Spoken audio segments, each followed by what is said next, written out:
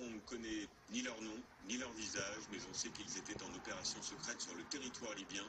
Les 3 militaires seraient morts lors d'un vol en hélicoptère. L'information a été confirmée via un communiqué avant la prise de parole de François Hollande. Lilia Melconiou avec Régis Massini. Ces photos ont été diffusées par les brigades de défense de Benghazi, une milice islamiste proche d'Al-Qaïda. On y voit des débris d'hélicoptères calcinés. Le groupe terroriste affirme avoir abattu l'appareil dimanche dernier dans l'est de la Libye, dans la région de Benghazi, à El Magroun. À son bord, des soldats français. Ce matin, le ministre de la Défense a confirmé leur décès par le biais d'un communiqué.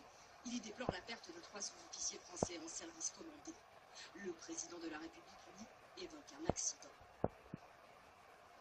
Nous menons des opérations périlleuses de renseignement.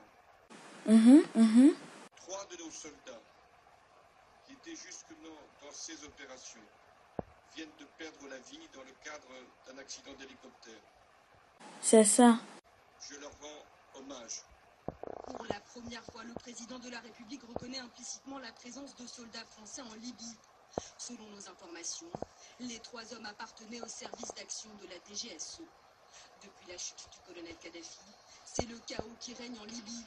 À Benghazi, les forces spéciales françaises, mais aussi américaines et britanniques, épaulent cet homme, le général Haftar, dans son combat contre les groupes islamistes.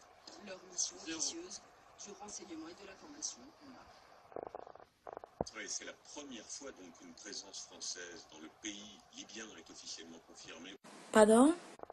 Oui, c'est la première fois donc qu'une présence française dans le pays libyen est officiellement confirmée. Oui, c'est la première fois donc qu'une présence française dans le pays libyen est officiellement confirmée. Ah bon? Alors, la France reste très discrète sur les effectifs de ces hommes de l'ombre, mais il y a les super espions du service Action de la DGSE, près de 800 agents qui agissent en civil. Et puis, il y a aussi les super soldats des forces spéciales, l'élite de l'élite, près de 3000 militaires qui agissent eux en uniforme. Ils sont super entraînés, super équipés. Est-ce qu'on sait où ils sont déployés dans le monde? Alors, sur les terrains où la France lutte contre le djihadisme, en Libye, on l'a vu, mais aussi au Mali, au Niger, au Tchad, en Côte d'Ivoire et au Burkina Faso. Et puis bien sûr, en ce moment, on les retrouve en Irak et en Syrie, où opère le groupe État islamique. Et dernier élément, Stéphanie, pour quel type de mission? Alors, à chacun sa spécialité, mais par exemple, en Irak, en ce moment, les forces spéciales forment les groupes d'opposition kurdes au maniement des armes. Il y a aussi des missions de renseignement et puis enfin, des actions spéciales efficaces, comme la récupération d'otages et l'élimination de cibles ennemies. Tout ça dans le plus grand secret. Merci à Stéphanie pour ces précisions. Parallèlement, je le disais, des événements publics seront annulés. Le traditionnel cinéma en plein air n'aura pas lieu, tout comme la piétonisation des Champs-Élysées. Bonsoir Frédéric Crotta. Pourquoi une telle décision?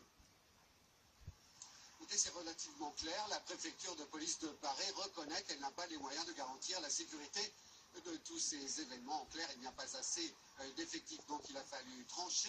Pardon? Il n'y a pas assez d'effectifs. Il n'y a pas assez d'effectifs. Mais vous êtes quand même au courant que des forces françaises sont étalées partout dans le monde. Mais vous continuez à affirmer qu'il n'y a pas assez d'effectifs, c'est ça? Pas assez d'effectifs, donc il a fallu trancher. C'est un espace qui est trop compliqué à sécuriser. Merci Frédéric. Et c'est dans ce contexte de sécurité renforcée, on l'a compris, qu'a été adoptée la nuit dernière la prolongation de l'état d'urgence pour 6 mois, nous en parlions. Eh bien c'est fait, les députés l'ont voté à une grande majorité dans une ambiance parfois électrique. Thierry Curté avec Éloine Martin. Toute la nuit, le climat fut tendu. Sur tous les bancs, l'envie d'en découdre. Vers 1h du matin, le Front National sonne la première charge. Brutale. Si l'état d'urgence avait été appliqué, l'assassin de Nice n'aurait pas été là. Et je vous le dis, que ça vous plaise ou non, ces morts vous regardent et vous aurez des comptes à leur rendre. Bande d'incapables. S'il vous plaît. Pardon? Ces morts vous regardent et vous aurez des comptes à leur rendre. Bande d'incapables. Quoi? Bande d'incapables. Bande d'incapables. Bande d'incapables. S'il vous plaît. À droite, les plus durs sont à la manœuvre. Laurent Wauquiez réitère sa proposition de placer en centre fermé ou sous bracelet électronique toutes les personnes fichées S et attaque la gauche de front. Nous sommes là pour vous dire, prenez les mesures qui permettent de s'adapter. Et la vraie différence entre vous et nous, c'est que vous invoquez les libertés personnelles des terroristes. Nous disons il n'y a pas de liberté pour les ennemis de la République.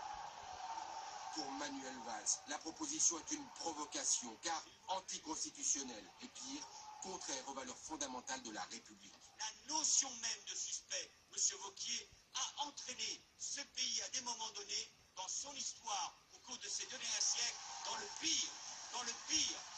Et s'il y a, M. Wauquiez, quelque chose qui nous sépare de manière totale, irrémédiable, pas la gauche et la droite, mais vous, et pas les autres, parce que je sais qu'il y a les républicains, c'est ça, c'est cette différence fondamentale de la démocratie et de la République, et je ne me laisserai jamais entraîner par un opportuniste dans cette voie-là.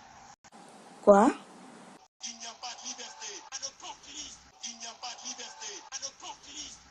S'il vous plaît. Je ne me laisserai jamais entraîner par un opportuniste dans cette voie-là. L'affrontement a commencé dès la fin de l'après-midi, en salle des commissions, lorsque le ton monte entre le niçois Éric Ciotti et un membre de la majorité. Ici c'est moi qui préside. S'il vous plaît. Je suis élu de la circonscription. La séance a dû être interrompue. Ces invectives montrent des élus déstabilisés,